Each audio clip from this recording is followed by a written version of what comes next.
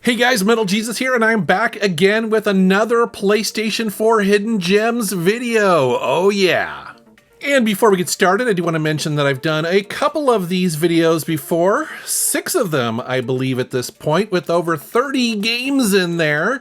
So if you expect to see something in here and you're like, where's this particular game? Well, you might want to check out those previous videos. I'll put a link in the video description below. Also, some of these games did come out on other systems, but what I like about the PlayStation 4 is that often you can get them on sale digitally. So yes, about half of the games I'm going to show you in this video did also come out on a physical disc, but if you want to save a little bit of money, well, you might want to snag them digitally. Also, the great thing about the PlayStation 5 is that it also plays PlayStation 4 games. As a matter of fact, all of the footage that you're going to see in this video was captured on a PlayStation 5. So you got a lot of choices there, but let's take a look at the first one. I want to talk about Afterwave Downfall. So this has been described as a Star Fox 64 game, but on water, and that is a pretty accurate description. This is an action-packed arcade-style shoot-'em-up game with a nautical twist. So players pilot this heavily armored boat through a series of these really chaotic stages, and you're going to be fending off waves of enemies, taking on massive bosses, all while you're trying to dodge all these hazards like whirlpools and like random debris. The game offers single player as well as local co-op modes, making it great for solo play as well as teaming up with your friends. As you can see by this gameplay footage here, it's got colorful graphics, it's also really fast-paced gameplay, and there's dynamic power-ups that create really cool experiences here, while in this unique water-based setting, so has this kind of fresh spin on the classic shoot-'em-up formula. You can also customize your boats with an array of upgradable weapons, and what I like about this game is that it caters both towards the casual player as well as some of the hardcore here that are maybe seeking a little bit more challenge. If you are a fan of on-rail shooters like Star Fox 64 or Sin and Punishment, this is going to be right up your alley. Ooh, I'm excited to talk about this next one. It's been recommended to me for years now. That is Sakura Wars, or Sakura Wars? I'm not entirely sure how to pronounce that, but basically this is a soft reboot of a long-running series, and it's this, dude, check this out. It's this crazy whirlwind of mechs, theater, and melodrama. Yeah, think about that for a second, because basically you're trying to save the world and also you're trying to save your love life. This is set in a steampunk kind of 1920s Tokyo where you play as a naval officer who finds himself kind of awkwardly promoted to captain of, get this, the Imperial Combat Review Flower Division. That's a name right there, but basically what it is, it's an all-female squad of mech pilots that are moonlighting as struggling theater actors and as this theater group. Yes, you heard that right. This is a game where your primary enemies are these like invading demons, and you're also trying to avoid bad reviews. It's as bonkers as it sounds. So basically you're going to be, piloting the steampunk robots and these kind of flashy over-the-top battles. And then you'll spend your other time in this game flirting with your team, trying to solve their problems, and basically trying to convince the people of Tokyo that your theater group doesn't suck. Like I said, it's pretty crazy. And like I said, the gameplay kind of seamlessly hops between these visual novel style conversations that you have, where you have to skillfully choose between going charming or maybe more sincere, or maybe you kind of want to be, a comedic jerk, when you're talking to people, to these explosive mech combat sequences that are, actually really fun. 言い訳無用です。ごめん、悪かったよ。こっそり触ろうとするなんて反省してください、神山隊長。はい。ところで、クラリス君は全然気づいてないですね。というか、気づかれなくてよかった。And I get it, this is not going to be a game for everybody. I kind of ignored this game for years, but I gave it a chance, and I'm really happy I did, because it's obviously absurd, but it's also very charming. It's wildly over the top. I didn't know what to expect when I first played this game, but it is really packed with a lot of earnestness. You know, you just can't help but smile when you're talking to some of these characters because they're very well thought out. And as you can see by this footage here, the game is actually visually stunning. You can tell that they put a lot of work into making this look good. I thought this was going to be kind of like a budget title because I didn't know much about it. And when I started playing it, I was really blown away by the visuals of this. I mean, it looks great. So this is obviously a pretty wacky game, but it's also very fun, especially if you're looking for something a little bit different. And it's also a meaty game too. So this is going to take you about 25 hours to complete. So there's a lot of content here. If you're open to something kind of new and different, yeah, definitely check this out. Next up is Hue. This is a vibrant puzzle platformer that revolves around this ability to manipulate the world by changing its color. You take on the role of Hugh, who is this young boy searching for his missing mother in this kind of monochromatic world. And as the story unfolds, Hugh discovers a magical color wheel that you can bring up pretty much at any time, and it allows him to alter the background color, basically making obstacles and pathways appear and disappear. It's a pretty cool effect, and one that the game uses extensively, especially when it comes to the puzzles, because they become increasingly complex as new colors are unlocked, and it really requires you to kind of think creatively as you sort of navigate these dangerous environments and try to solve all these puzzles. As you can see by this footage, this game's got a really striking art style, but it's also got a really smoothing soundtrack, and it's got a surprisingly emotional narrative here as well. So yeah, Hue offers a really unique and visually stunning experience and seamlessly blends gameplay and storytelling. Yeah, I enjoyed this quite a bit, and you can finish this game in about 5 hours, so it doesn't overstay its welcome either. Next up is another game I am excited to talk about. That is Agent Intercept. So this is an action-packed arcade-style racing game developed by Pickpock. And in this game, you are in the driver's seat of this really sleek, transforming spy car that's equipped with all these state-of-the-art gadgets and weaponry. And basically what goes on here, the game centers around missions where you, the player, take on the evil organization called Claw. And what you're doing here is you're trying to complete objectives that involves chasing down enemies, you'll be invading traps, and you'll also, as you see from this footage, you'll be performing some really over-the-top stunts. Its core gameplay revolves around drifting and boosting and seamlessly transforming the car into a boat or a plane or maybe a snowmobile, all these other vehicles that basically adapt in real time to all of your dynamic environments as you're racing through this game. This game really reminds me of Spy Hunter. Remember that game on the PlayStation 2?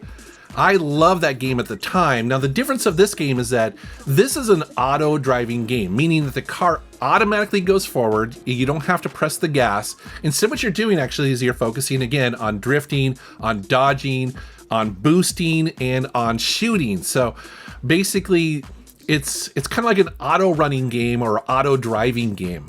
The other PlayStation 2 game that it really reminds me of, especially in the cutscenes and some of the story elements, is another game I really liked called Kim Possible What's the Switch, where it has that kind of Saturday morning cartoon vibe to it, you know? So it looks kind of like a kid's game, and it kind of is a kid's game, but yeah, I dig its art style. And so yes, there is a story-driven campaign here, but it's also got some additional modes like score challenges and time trials, and also some side missions that you can take on as well. And what I like about this game is that it's very easy to pick up and play. I mean, it's very accessible for casual gamers, but I can tell you that it does pick up in its difficulty, especially in Chapter 2. So if this game looks like it'd be pretty easy, don't be fooled, because it does get tougher later on. Now the main game is only a couple hours long, but like I said, there are side missions and challenges that you can unlock to extend the experience if you want. I believe this game got its start as a mobile game. I think I played it originally on my iPad. And so I think because of that, it's been overlooked by some of the gamers out there. But I want to assure you, there are no in-app purchases here. And honestly, the fun factor is legit. I mean, this is a pretty cool game. The control ring is out of range. Climb, climb!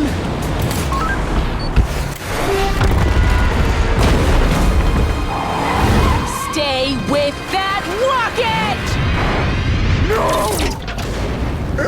Impossible!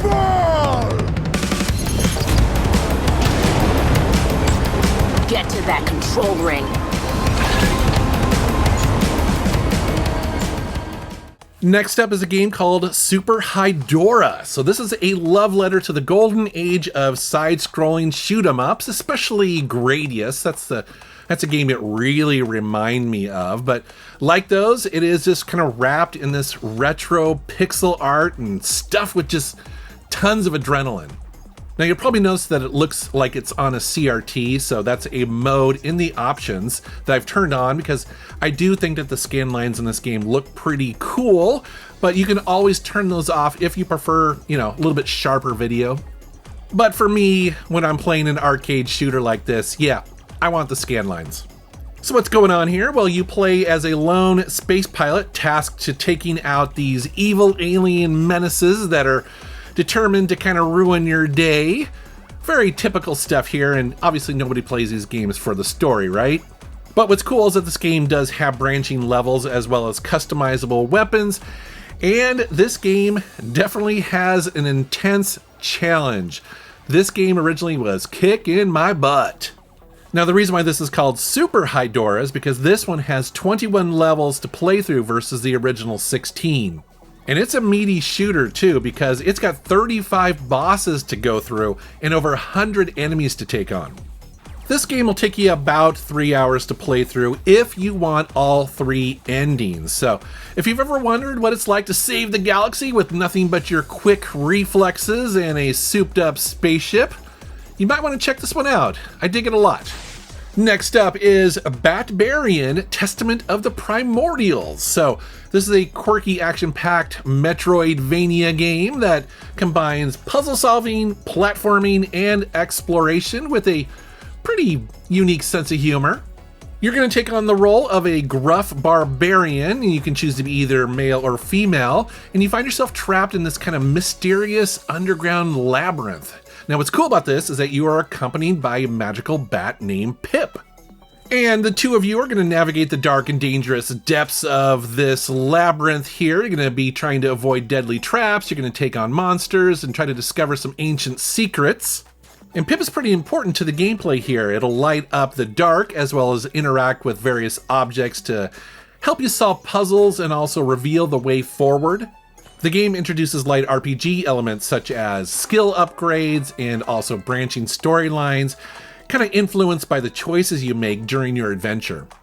Now what sets Batbarian apart is its witty writing and its really charming tone. The dialogue here is filled with humor, whether you're bantering with Pip or you're interacting with some of the really quirky NPCs that you'll meet along the way. There's always this kind of commentary that's sort of absurd or just wacky sometimes. I also like the game's pixel art design. It's both vibrant and detailed, but also captures the kind of eerie beauty of this underground world. And it's a big game too. There's over 400 rooms to explore. There's also some really challenging boss battles, and it's got multiple endings. The truth is there are a lot of these indie-style Metroidvania games, these kind of retro-styled games, and it's easy to pass them up sometimes because there are just so many to choose from, and I think a lot of them get lost in the shuffle, but I think this is a good one. It's a total hidden gem. If you haven't heard of it and you like these kind of games, definitely check it out.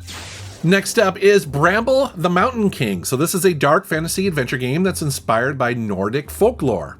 This game might sound kind of familiar because Reggie first introduced me to this game, and possibly you, during a recent pickups video, which that's what inspired me to also pick up a copy.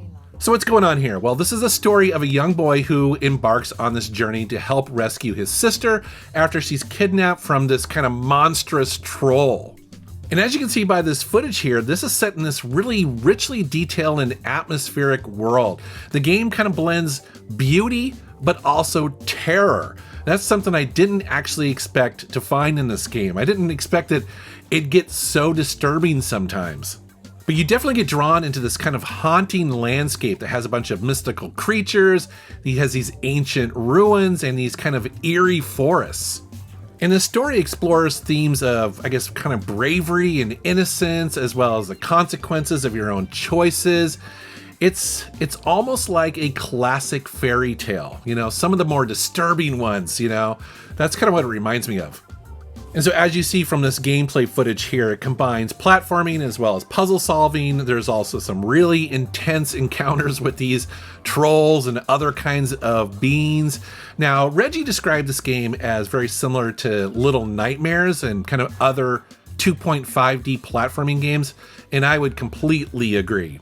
And I just want to give another shout out to the game's stunning visuals. I mean, you're seeing it on the screen here. It's absolutely just gorgeous. And this is another game that doesn't overstay its welcome. You can finish it in about 4 to 5 hours, which, in case you kind of noticed in this video, it's something that I've been trying to focus on a little bit more is, so, you know, some games that you can finish in maybe, you know, if not one evening, but a couple evenings or maybe a weekend, you know, as we get busy, that's kind of nice to know, don't you think? But yeah, so check this game out if this looks interesting to you. It's obviously very unique. It's got the Nordic legend aspect to it, so I liked it a lot, so definitely check it out. And so that, guys, is another video of PlayStation 4 Hidden Gems. I hope you enjoyed this as much as I. PlayStation 4 just keeps trucking along, man. It's such a great console, and like I said, some of these games are also available on other systems, which is totally cool. Get it on whatever system that you have in your house, and like I said, the PlayStation 5 as well. And I will have another one of these videos coming very soon because, well, there's a lot of games that came out on the PlayStation 4, and not everybody knows about all of them. So it's my job to help you find them. All right, guys, thank you very much for watching. Thank you for subscribing. Take care.